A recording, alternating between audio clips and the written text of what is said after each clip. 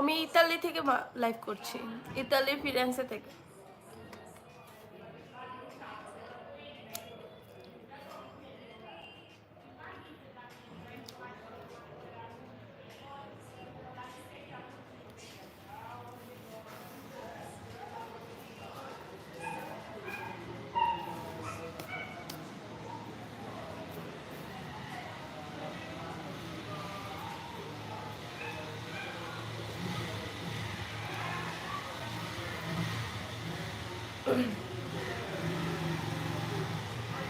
এখন 7:07 বাজে, কিন্তু এখনো সূর্য অস্ত যায়নি।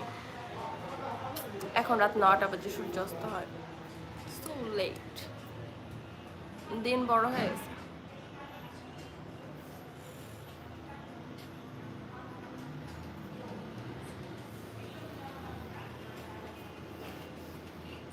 আমার দেশের বাড়ি ঢাকা, মানে আমি বাংলাদেশের ঢাকার স্থানীয়।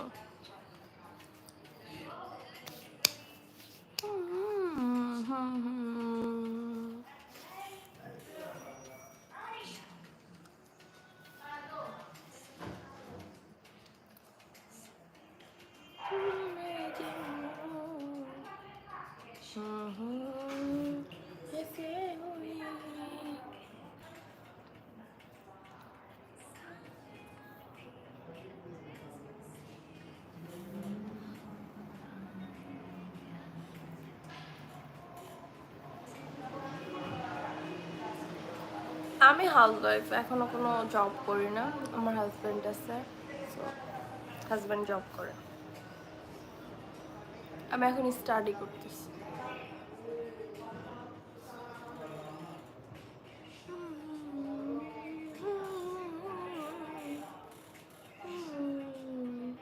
না শিখা দিয়া ভাইয়া, ইতালি আছি, ইতালি ফিরেন্সে আছি আমি এখন বর্তমানে স্টিল।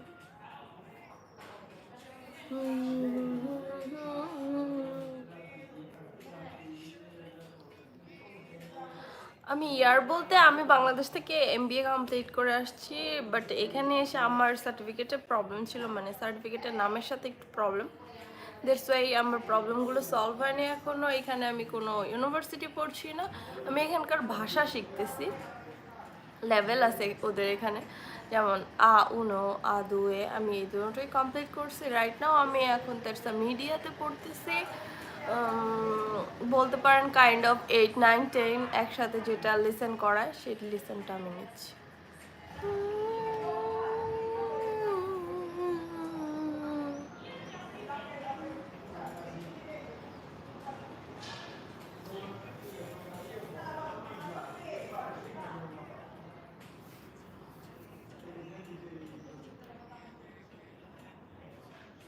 আসলেই স্বপ্নের দেশ ইতালি। আসলে এখানে যদি সকল মানে ব্যবস্থা না থাকতো, মানে সব ধরনের, যেমন আমরা সব ধরনের ফ্যাসিলিটিস পাই, সেগুলো যদি আমাদের নিজেদের দেশে পাইতাম তাহলে কিন্তু স্বপ্নের দেশ হইতো না। বাট এখানে আমরা যে ফ্যাসিলিটিসগুলো পাই সেগুলো আমরা বাংলাদেশে পাই না। দ্যাটস ওয়াই এটা আমাদের স্বপ্নের দেশ।